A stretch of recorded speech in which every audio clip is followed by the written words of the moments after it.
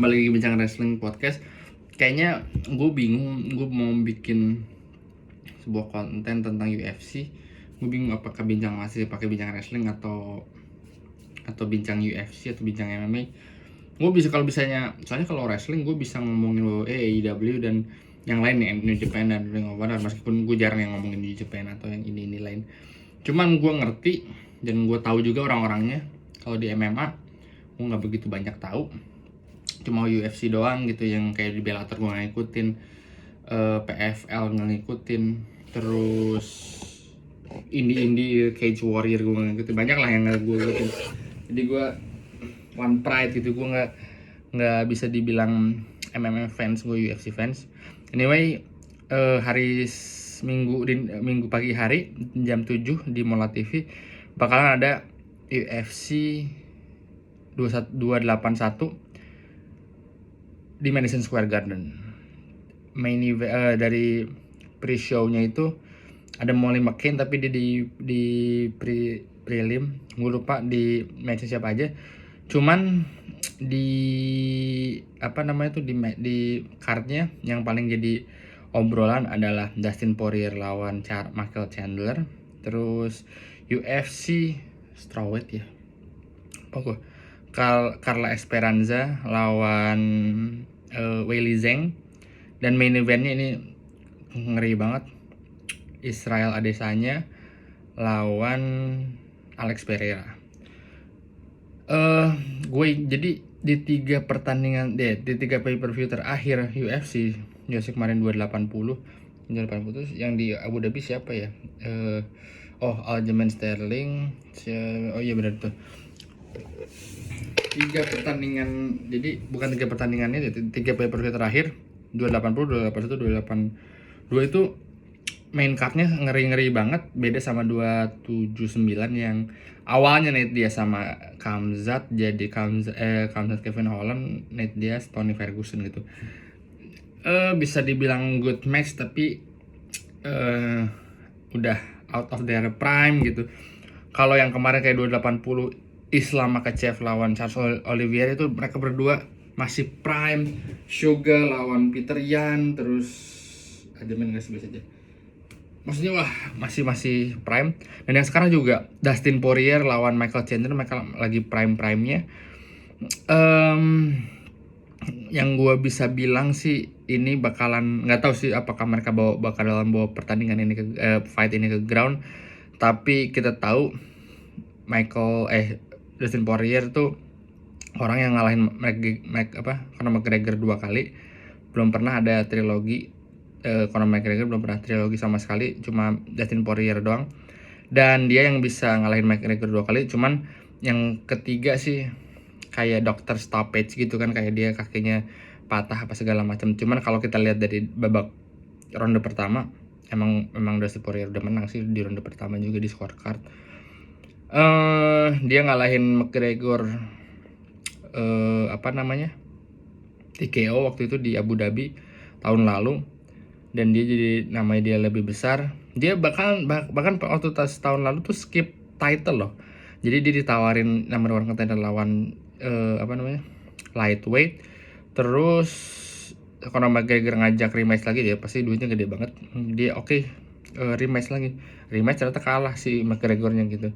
Dan untungnya dia menang dan akhirnya dapat chance buat lightweight champion lawan Oliveira, tapi kalah kan. Dia lawan Oliveira dulu apa Gaethje dulu ya, gue lupa. Kalau nggak salah langsung lawan Oliveira tahun kemarin kan Desember gitu. Dia kalah. Terus Michael Chandler yang hampir jadi UFC lightweight champion, di Bellatornya tuh udah bagus banget. Dia punya trilogi juga sama sama Eddie Alvarez.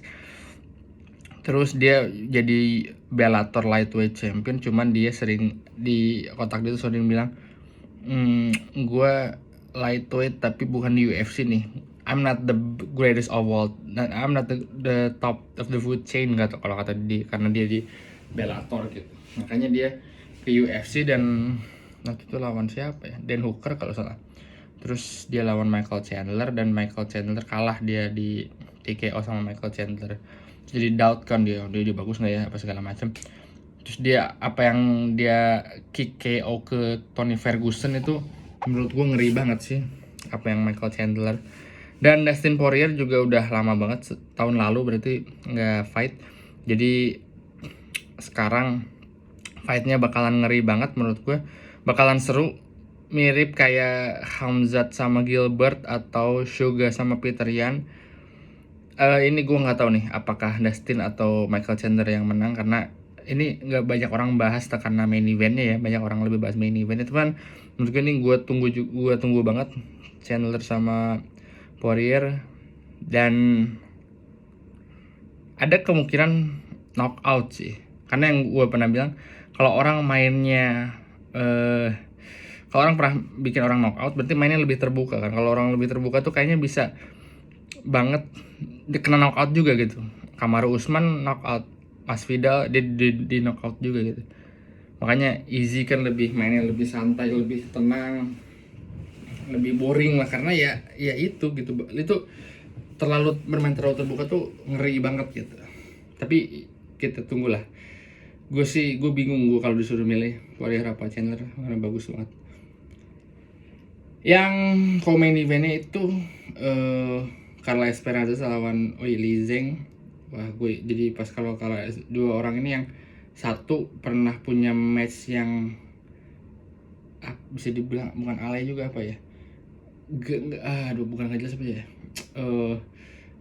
jelek lah waktu pas gue lupa UFC tahun ini juga lawan Rosena Namajunas. Terus pertandingan sangat boring, sangat boring, yang dua orang tuh nggak ada yang mau berani, lebih boring daripada Israel sama Jared sih menurut gue. Tapi dia yang lebih boring, yang dia banyak diamnya, jadi gue bilang apaan sih nih match. Tapi si Carla Esperanza kasihan, si championnya malah kerebut sama si Rosena Namajunas kerebut sama Carla Esperanza gitu. Dan itu sebenarnya triangle gitu. Jadi dulu kalau nggak salah Carla Esperanza debut sama Joanna apa Weili Zhang ya, lupa gue. Terus Weili Zhang dikalahin sama Rosena Namajunas, Rosena Namajunas dikalahin sama Carla Esperanza. Weili Zhang orang Cina yang gue pas nonton di Singapura itu Weili Zhang lawan Joanna, ngeri banget lah, yang muter face-nya itu knockout. Wah, itu gue lihat live langsung gitu, anjing, dengan power segede itu, wah gila gue bilang. Dan kemarin lo lihat kan si Weili Zhang ngangkat Francis Ngannou, gila itu orang cewek kecil gitu, powernya ngeri banget tuh, power.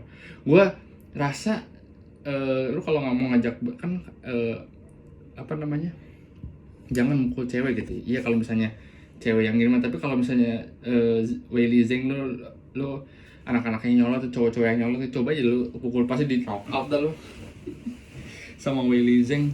Ngeri banget itu, dia kecil tapi punya powernya, wah ngeri bangetnya.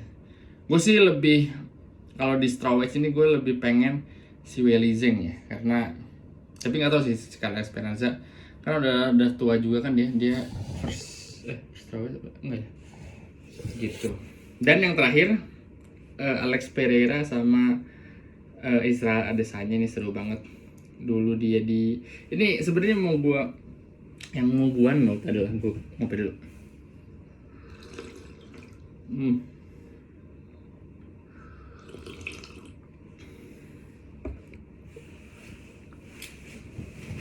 Yang mau gua note adalah, nggak tahu nih ya kalau benar kejadian, kalau Israel Adesanya menang di MSC sekarang, menurut gue dia adalah orang fighter dengan IQ fighting inside dan outside the ring, outside the octagon gitu. Menurut gue kalau dia menang, ini mirip sama kayak dia sama Khabib gitu. Gue ceritain dulu ya kenapa gue bilang Khabib. Jadi dulu waktu pas Conor McGregor sama Khabib, dia kan ngomong mami gitu, si Conor McGregor, si Khabib diam, I'm gonna take the title. Dah mana sih, wah di rasis semua. Conor McGregor mengeluarkan seluruh energinya pas press conference untuk dapat duit. Wah iya, dia dapat duit banyak banget dari itu, kayak katanya sampai 30 juta dolar loh untuk dari pay per view dan segala macam itu. Tapi dari segi fighting ya dia kalah gitu sama Habib. Habib tuh diem, straight, santai. Kalau misalnya kata si coachnya, gue liat di podcast juga, dia bilang lu jangan kemakan ya sama dia. Jadi dia diem. Pas di oktagon si Conor McGregor sempat kan, dan beberapa kali itu ada keluar gitu si cuplikannya yang you wanna talk about it's for business, dan mukanya kelihatan banget, lu lihat ronde 1 sampai ronde berapa, ronde 4 lah, dia mukanya udah kayak ketakutan, anjing nih Habib on another level lah gitu. Itu yang nggak dia prepare gitu. Dan Habib have a great IQ di octagon, inside dan outside gitu. Jadi ya udah gitu, fight IQ yang keren. Fight IQ itu kan kayak lu lagi fight, lu harus mikirin ini gimana, oh dia gerakan ke sini, gua harus ke sini, ya kayak gitu-gitu lah. Jadi orangnya pinter gitu, bukan pinter secara akademis tapi pinter secara fighting. Dan di outside juga dia emosinya ketahan, kejaga gitu. Kalau kata Joe Rogan sih, dia karena muslim yang taat, dia nggak melakukan hal-hal itu, jadi dia lebih fokus. Memang bener. Nah si kemarin tuh gitu-gitu terus. Alex Pereira itu menurut gue, dia itu kalau bisa bahasa Inggris, menurut gue dia bakalan mirip kayak Conor gitu, ngomong ngaco. Cuman masalahnya dia itu nggak bisa ngomong bahasa Inggris, dan kalau dia ngomong kocak. Sebenarnya Conor McGregor juga kocak. Conor McGregor, Paddy Pimblett kalau ngomong tuh kayak mana sih, kayak Paddy Pimblett. Kayak anjing, udah setelah fisik oke, menang fight lah ngomong kayak begitu aja. Alex Pereira juga karena dia nggak bisa ngomong bahasa Inggris, jadi nggak ngelakuin hal-hal itu gitu menurut gue. Tapi dia tuh nge-troll terus, kayak dia panah dia nendang bola terus dia panah tak langsung masuk, kan keren kan, anjing kata gue keren banget. Terus lama-lama dia sering banget gitu kayak ngeledek si Izzy gitu, Izzy yang lagi main pakai bola tenis yang di kayak gitu kan, tek gitu, dia main ditutup gitu, tek terus dia fight pakai yang kayak robot dia bisa jalan gitu kan, gue lupa, nggak tahu namanya apa. Terus dia fight gitu kayak gitu, ngeterong terus. Kemarin dia foto ada video dia foto sama Elsa yang di Times Square gitu kan, Elsa yang robot. Kalau di Bandung ada di Braga lah kayak gitu, kalau di Jakarta di Kota Tua kayak gitu gitu. Terus gue lihat Izzy sama Ariel Helwani, Izzy ngomong kalau ya udah gitu, gue tahu apa yang harus gue lakukan, gue tahu kelemahan dia gitu. Terus semua anjing, dia santai, makanya Izzy nggak pernah ngebales. Makanya Alex Pereira tuh selalu nge-troll segala macam, Izzy-nya cuma dia, terus Izzy ngapain nge-troll gitu. Dan Izzy bilang kalau Alex Pereira tuh ada sedikit kecemburuan, dan mungkin menurut gue bener kecemburuan sama Izzy, yang dia udah ngalahin Izzy 2 kali, dan yang keduanya Izzy di knockout. Dan gak cuma itu, setelah itu Izzy bisa langsung jadi kaya, UFC champion, terkenalnya ngeri banget gitu. Orang tuh tahu Alex Pereira itu karena dia orang yang ngalahin Izzy gitu, bukan Alex Pereira itu one of the greatest fighter gitu, bukan. Dan dari segi karir MMA memang cepat fast track karena Izzy juga, bener kata Izzy. Jadi dia tuh baru berapa, 7 fight lah atau 8, gue lupa, nggak banyak fightnya, tapi dia udah bisa langsung dapat championship karena ya Izzy gitu. Dan Dana White udah mencium uang kan di situ, ya pasti lah gue juga kalau jadi itu, ini harus di match kan sama si Izzy. Dan bener kata Izzy, kalau championnya Whittaker belum tentu dia cepat ini, mungkin dia bakalan sampai sekarang tahun bersih 2024 lah dapat championship kalau dia menang terus ya kan, karena dia Dana White main cepet. Wah, dari top 5 siapa nih, top 5 rank Strickland mau, ya udah, dan Strickland tolol gitu kan, fightnya begini. Dia ortodoks enggak, southpaw juga enggak, dia apaan gue joget loh. kayak gitu gitu. Jadi terus si, dan ini sih sebenarnya yang kritik gua sih sebenarnya, yang bukan kritik sih sebenarnya, lebih ke gue baru paham makanya UFC itu sangat melindungi young upcoming fighter, karena young upcoming fighter kan belum jadi fighter yang oke seutuhnya ya. Kayak Khamzat aja, dia waktu pas lawan wah yang lain wah di smash lah, tapi pas lawan Gilbert Burns itu menurut gue dia baru kerasa nah ini levelnya naik gitu. Makanya gue sempat ngetut kayaknya, terus dia main lawan Nate Diaz lah atau Kevin Holland, menurut gue Nate Diaz tuh udah out, udah bukan prime-nya, dan Kevin Holland juga not, untuk sekarang bukan elite level. Mungkin dia bisa ke depannya bakalan jadi elite level gitu. Dia harus lawan Colby gitu, Colby atau Mas Vidal atau top 5 siapa lagi sih, Belal. Tapi menurut gue lawan Colby kalau dia mau jadi apa namanya, welterweight champion ya.